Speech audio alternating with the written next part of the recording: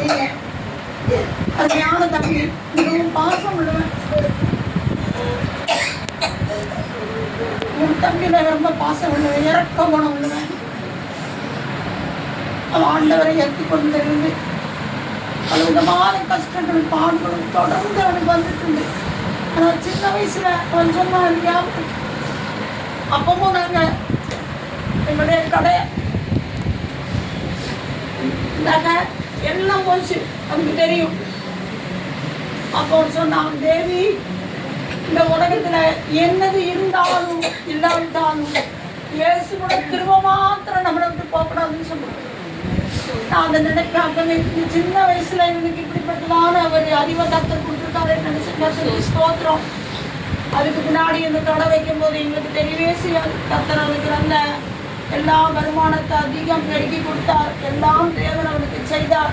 அதோடு கூட ஒரு சிறிய அளவு அவனுக்கு தெரிந்த இடங்கள்ல போய் சொல்லுவான், நேருக்கு உதவி செய்வான், இறக்கம். அவன் யார் இன்னைக்கு வந்தவங்க எல்லாரும் வந்து அவன் உதவி செய்வான் நான் சொல்லுவான். ஆனா அவன் தன்னுடைய பாசத்தை சரீரத்தை கவனிக்க விசுவாசிகளா இருந்தாலும் இன்னைக்கு தன்னுடைய சரீரத்துக்கு சுகம் இல்லைன்னா அதை நம்ம கவனிச்சுதான் ஆகணும். தேவன் நமக்கு ஞானம் கொடுத்துருக்கிறாங்க. அந்த ஞானத்தை நம்ம விடும்போது பல துக்கங்களை நம்ம அனுபவிக்க வேண்டியது. அப்புறம் அவனை பற்றி நான் சொன்னேன்னா தனிப்பட்ட முறையில் கத்தரோடு கண்ணீர் விட்டு ஆடுவான். அவனுக்கு ஒரு நொறுங்குண்டை இருதயம். கடைசியில் எனக்குள்ள குறை என்னன்னா, அந்த நொறுங்குண்டை இதயத்தோடு தேவசனில் அநேக நாள் கதறி இருக்கலாமே. அந்த ஒரு சிறிய ஒரு வேதனை எனக்கு உண்டு. சிறிய வேதனை அது எனக்கு கொடிய வேதனையாக உள்ளது.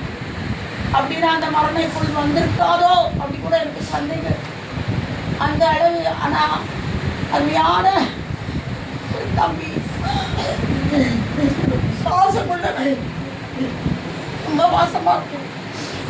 நான் ஜபத்தில் அழுத கூட தேவி தேவி யாழுத நான் ஜபம் பண்ணும்போது ஏசிக்கிட்டு அழுது கூட அவங்க தாங்க முடியாது.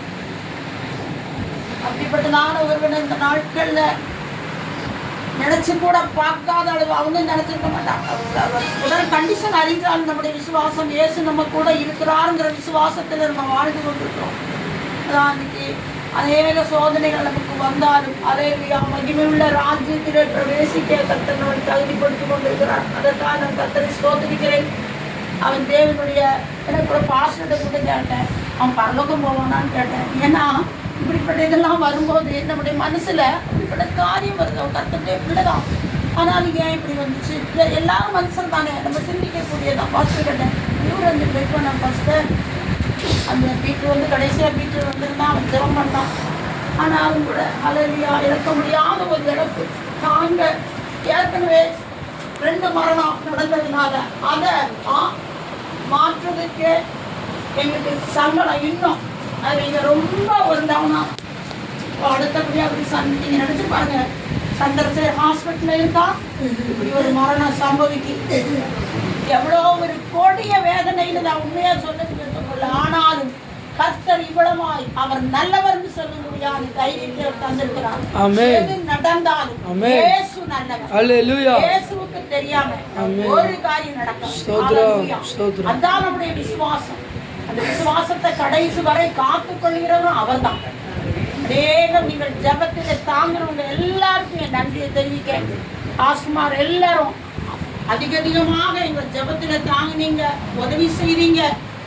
நினச்சி கூட பார்க்கல. பாஸ்டர் எல்லா நாளும் அங்கே வருவாங்க. தம்பி பாஸ்டரும் அது போல தான் வந்திருக்காங்க. அன்றைக்கி கூட உட்காந்து பேசுனது வச்சது எல்லாம் நான் சொன்னேன். அதே மாதிரி இந்த இடத்துல எல்லா பாஸ்டருமாரும் மோசம்னா கேட்கவே வேண்டாம். எங்களுக்கு ஒரு சொந்த அண்ணன் தான் இருந்தாங்க. இப்போ சபை இதுன்னு அங்கே போய் இங்கே போய் தான் அப்படி இருக்கோங்க தவிர எந்த பிரச்சனையும் எங்கள் வீட்டு பிரச்சனை அவங்களுக்கு தெரியாமல் இருக்கேன். இந்த பாஸ்போர்ட் விஷயமா சகலம் எல்லாம் அவங்க தான். அப்படிப்பட்டதான் நான் இப்படிப்பட்ட நல்ல காலையில் ஆட்களை கற்றுக்குள்ளான சகோதர சகோதரிகளை தந்ததுக்காக தேவனை நன்றி செலுத்துகிறவங்க. ஜபந்தான் என்னை மட்டும் தாங்கும், இன்னும் தாங்கணும். இந்த சந்திரசேகர் வரும்போது அவனுக்கு இதுவரைக்கும் தெரியாது. யாரும் தயவு செய்து இப்போ சொல்ல வேண்டாம். அவன் வரும்போது அறிஞ்சிடுவானா சேர்த்து எடுக்கிறேன். அது மாத்திரம் காப்பிக்கணும். இப்போ தெரிஞ்சு நான் உங்களோட தான் முடிவு போட்டு வரணும். முடியாதுனால வர முடியாது. ஆனால் என் முகத்தை பார்க்க எனக்கு முடியலை. சும்மா தூங்குறது மாதிரியே தான் இருக்குது. எப்போது இப்படி தான் தூங்குவோம். கர்த்தர் தான் தாங்க பலம் தரணும், மறக்க பலம் தரணும். அப்படிதான் சொல்லுவேன். அங்க போயாச்சு நினைச்சு அழுது மறக்கணும். கர்த்தருடைய ராஜ்யத்திலே பிரவேசிக்க கர்த்தர் உதவி செய்தார். கர்த்தருக்கு ஸ்தோத்திரம். எங்களை தாங்கி வழிநடத்துறவங்க எல்லாருக்கும் என்னை நன்றி தெரிவிக்கணும். உங்களுடைய ஜபம் தான் என்ன அந்த பலன். அல்லேலூயா. அதான் இம்மட்டும் நிறுத்தி சாட்சியாக. ஆமென் ஆமென். சரி, கர்த்தருக்கே மகிமை உண்டாகட்டும்.